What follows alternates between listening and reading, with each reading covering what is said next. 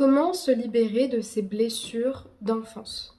Bonjour à toutes, j'espère que vous allez bien. Je suis très heureuse de vous retrouver aujourd'hui dans ce nouvel épisode dans lequel on va parler justement de blessures d'enfance, de comment est-ce que la thérapie, moi je vais vous parler de la thérapie brève, comment est-ce que ça peut vous accompagner à sortir et à vous libérer de ce type de blessures.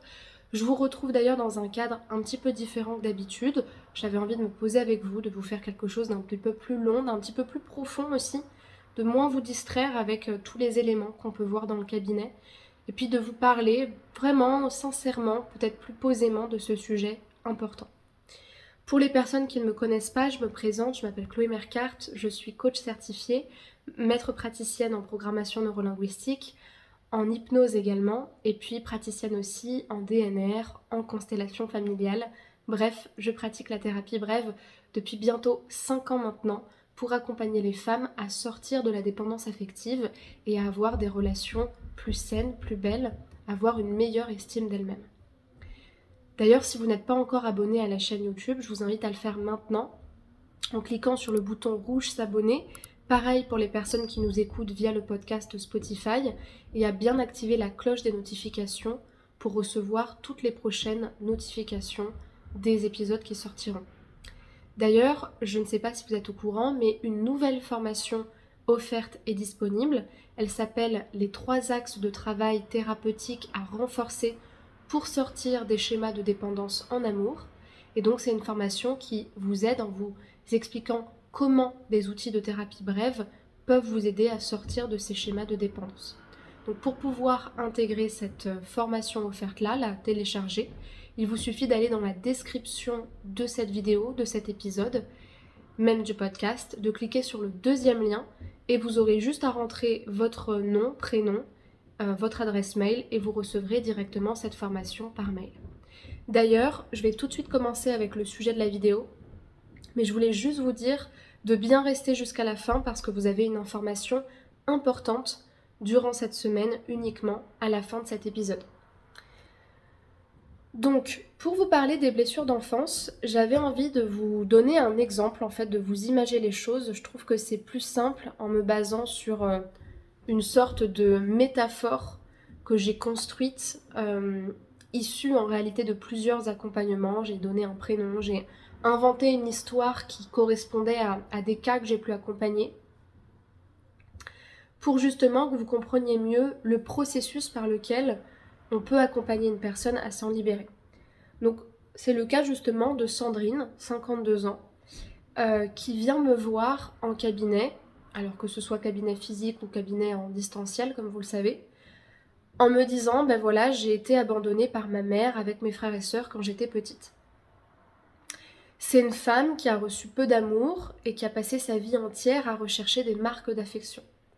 Alors, je fais une petite parenthèse dans mon histoire juste pour vous dire que c'est pas parce que je vous raconte cette histoire que toutes les blessures d'enfance viennent de là.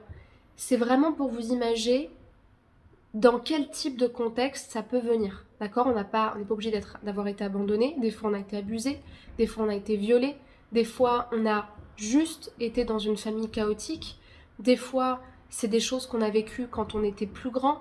Ça peut être plein de choses, mais les blessures d'enfance, c'est le processus par lequel mon passé en tant qu'enfant, ce moment où finalement j'ai été dépendant des adultes et qui plus est de mes parents, ce moment où j'avais besoin de leur sécurité, à un moment donné, il y a eu une faille dans cette sécurité que j'aurais dû recevoir et ça m'impacte en tant qu'adulte.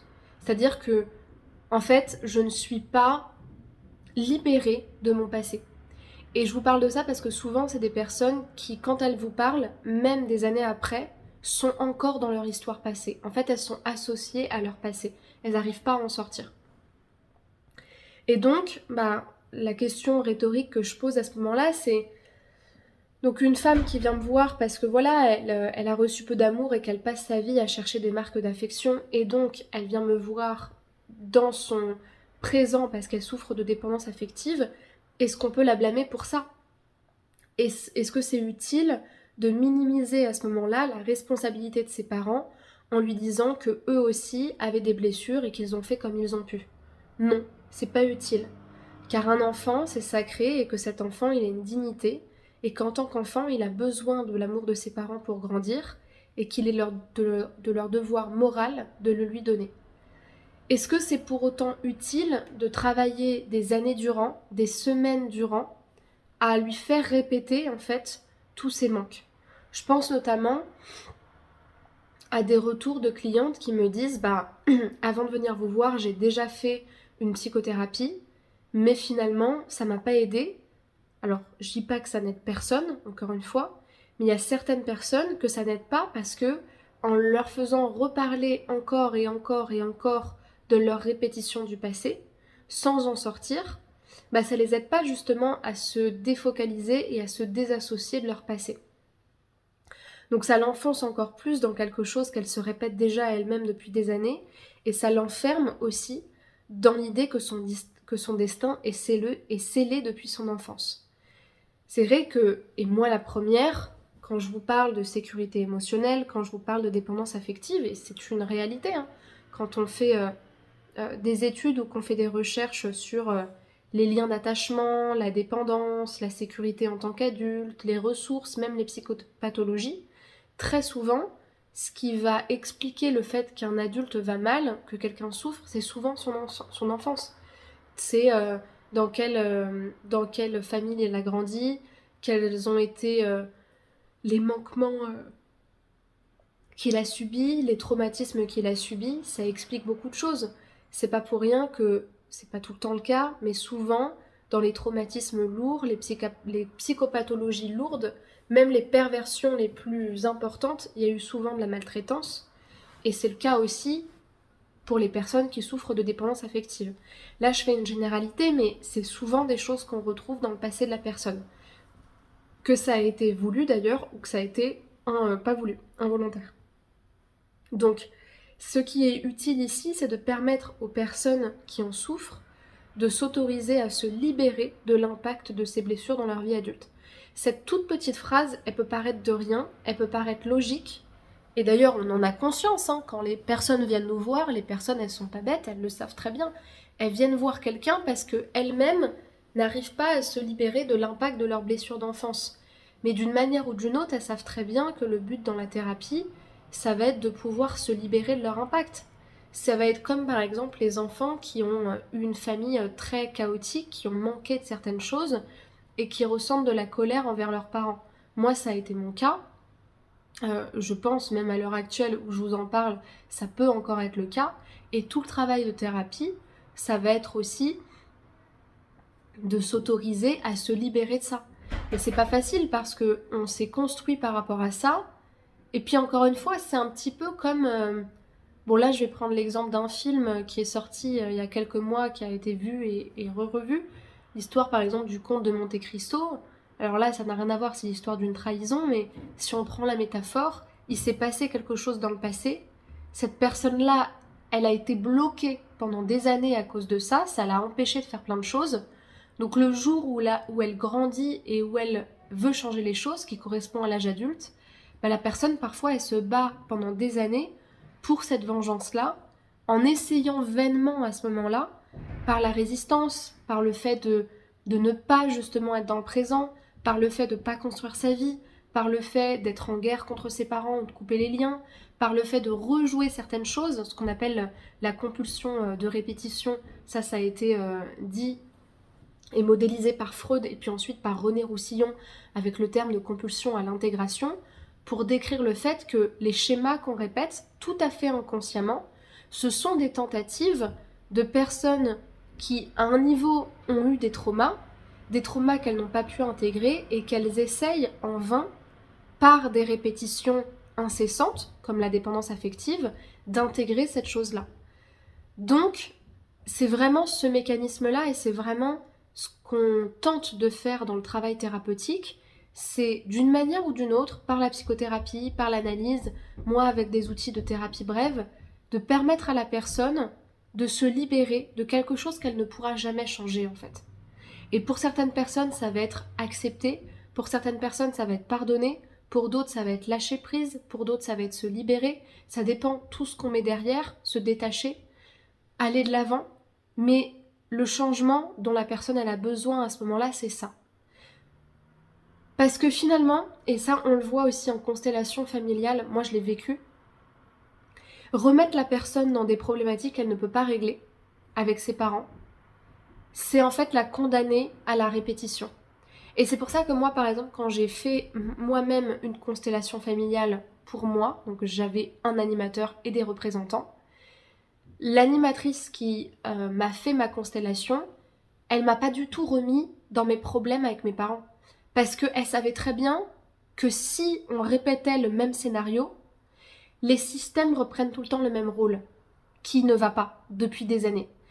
Les systèmes dysfonctionnels ne changent pas si la personne en elle-même ne change pas de fonctionnement. Donc, essayer avec l'analyse consciente qui n'est que la représentation en fait de ce que la personne connaît de sa problématique, parce qu'en plus elle connaît pas tout, elle n'a pas conscience de ce que chacun ressentait, enfin, c'est la condamner à de la répétition. Et c'est pour ça que justement la thérapie brève a pour but, à travers l'hypnose, à travers, je dirais la PNL dans une moindre mesure, mais par exemple en PNL sur des exercices comme le repatterning ou le changement d'histoire de vie, où en fait on va changer la représentation de l'histoire de vie de la personne, mais en hypnose avec le nettoyage de printemps, la grande permission, la pseudo-orientation dans le temps, d'autres très grands protocoles. Il y a aussi la DNR où on va travailler sur les traumatismes. Il y a quoi d'autre encore? Il va y avoir justement la Kundalini activation que je pourrais vous proposer à partir de l'année prochaine, où en fait on va réintégrer la personne à son corps, à ses sensations, et à ce moment-là c'est son corps qui va s'exprimer, ou même à travers les constellations familiales. Ça c'est vraiment un très très bon outil pour ça. Et bien justement, ça va permettre à la personne une autre voie possible. En fait, quelque part, ça va la mettre face au fait qu'elle ne pourra pas changer le passé. Mais par contre, ce qu'elle peut changer, c'est la réponse qu'elle donne aujourd'hui face à ça. Et en fonction de la personne, ça va prendre différentes formes, mais c'est justement lui offrir la possibilité, pas de réinventer le passé, mais de réinventer ce qu'elle peut en faire. Parce que quand elle est dans sa blessure, dans sa résistance, la personne, elle a la sensation d'avoir une cicatrice qui ne peut pas partir. Et tant qu'elle essaye de répondre à cette résistance en changeant le passé, chose qui est impossible, ça partira pas. Et donc ça va continuer à se répéter. Donc c'est pour ça que seule la libération peut justement changer les choses. Et la libération, ça correspond au lâcher-prise, ça correspond à l'acceptation de ce qui est, et aussi à l'acceptation que notre seule responsabilité maintenant, c'est de faire du mieux pour nous par rapport à ce qu'on a vécu. Et ça, c'est tout un chemin. Et donc, c'est justement, avec le thérapeute, en ce qui me concerne en thérapie brève, trouver un moyen avec la personne pour qu'elle puisse s'autoriser à accepter le passé tel qu'il est, tout en détachant son identité de ce passé, car elle n'est pas son passé. Et c'est ça aussi le problème dans le traumatisme et dans les blessures d'enfance, c'est que, comme on l'a vécu dès l'enfance, il y a une sensation aussi de confusion identitaire qui se fait tout à fait inconsciemment, c'est-à-dire que quand on a vécu des traumatismes, maltraitance, négligence, abus, crimes aussi, trahison, en tout genre, il y a une forme aussi de... comme si on s'était formé dans notre identité par rapport à ça, par rapport à ce qu'on a vécu. Donc il y a tout un travail identitaire aussi à faire par rapport à ça, de décollement, de détachement, en la focalisant sur ce qu'elle peut construire avec ses ressources aujourd'hui. Et c'est ça qui va l'aider à grandir hors de son passé pour pouvoir la décoller de cette temporalité du passé dans laquelle elle est enfermée. Donc, les pratiques qui peuvent surtout aider, ça va être beaucoup les constellations familiales ou individuelles, donc en groupe ou en individuel. L'hypnose, avec l'effet grand-mère, avec d'autres outils que j'ai déjà cités auparavant. Et pourquoi pas aussi l'EFT qui peut aider, et la Kundalini activation. Donc voilà ce que je voulais vous dire dans cette vidéo. J'espère vraiment que ça vous aura parlé. Je pense que quand on sait qu'on a eu un passé traumatisant, c'est un gros travail à faire. Et je me permettrai pas de dire qu'il y a un outil qui est mieux qu'un autre. Il y a des personnes qui ont besoin d'analyser, de faire un travail de plusieurs années. Il y a des personnes qui n'en ont pas envie parce qu'elles ont déjà fait, ça n'a pas été utile. Ou elles ont plus envie en fait de revenir sur ça. Elles ont envie aussi de se concentrer sur le présent. Et je pense qu'en se concentrant sur le présent, ça ne veut pas dire qu'on fait un travail qui est moins profond, ça veut juste dire que la focale qu'on prend, elle est différente, mais finalement, ça permet juste de faire un travail sur le passé d'une manière différente en fait. Ça permet de répondre différemment à quelque chose qu'on ne peut pas changer. Donc c'est pour ça qu'il faut bien s'adapter à la personne et qu'il faut bien choisir votre thérapeute et vous sentir à l'aise de faire ce travail et pourquoi pas tester différentes pratiques. Donc l'information importante à savoir, c'est que là on est sur la semaine de Noël, c'est le dernier jour pour vous pour pouvoir vous offrir le programme Confiante, indépendante, envoûtante à 150 € au lieu de 444 €. Donc il y a une très grosse réduction sur ce programme-là. Ce programme, c'est une formation en ligne de 3 à 6 mois qui permet d'accompagner des personnes autonomes, autodidactes, à sortir de la dépendance affective en suivant une formation avec des outils à chaque module qui permet de renforcer l'estime de soi, de savoir justement quelles sont les relations saines vers lesquelles se tourner. Et c'est vraiment très axé sur le mécanisme de dépendance émotionnelle. Donc c'est une formation qui peut vous être utile, qui peut vous parler. Vous avez la présentation de la formation dans la description. C'est le premier lien qui est en description, vous avez juste à cliquer dessus. Et donc voilà, c'est vraiment l'information concernant la remise pour Noël, pour cette formation-là. Pour les personnes qui veulent plutôt faire un accompagnement individuel avec moi, un travail en fait de thérapie brève, je vous invite cette fois-ci à cliquer sur le deuxième lien qui est proposé. Vous regardez dans la description, soit c'est le deuxième, soit c'est le troisième, pour réserver votre appel en fait de bilan. En fait, c'est ce que j'appelle l'appel de coaching, c'est un premier appel de 30 minutes dans lequel on va faire le point sur votre situation problématique. On va prendre le temps de déceler quelle est la problématique, quel est l'objectif. Moi, je vais vous poser des questions pour mieux comprendre où est-ce que vous en êtes, comment est-ce que je peux vous accompagner. Je vous expliquerai aussi quel est mon cadre de travail, comment est-ce que je peux vous aider. Et si on peut travailler ensemble, à ce moment-là, je vous proposerai de faire une première session pour qu'on commence à travailler ensemble. Donc tout se trouve dans la description pour réserver cet appel. Pour terminer, je vous invite à aller regarder une dernière fois dans la description. Vous avez aussi des petits outils à découvrir, des petites formations sur les relations toxiques, sur la dépendance émotionnelle, sur l'estime de soi, sur les relations amoureuses. C'est des petits programmes en fait qui sont très accessibles et qui vous permettent de travailler d'une manière ciblée sur un sujet en particulier. Et pour terminer, je vous souhaite justement une bonne fin d'année, de me laisser des commentaires pour me dire ce que vous avez pensé de ce sujet-là, si vous avez des choses à partager, des questions, de bien vous abonner à la chaîne et puis de me rejoindre sur les autres réseaux sociaux, Instagram, où je fais souvent des lives, TikTok également, Spotify, YouTube, Facebook, et c'est déjà pas mal. Voilà, tout est en description avec les liens pour me rejoindre. Prenez bien soin de vous et à très bientôt pour une prochaine vidéo. Au revoir.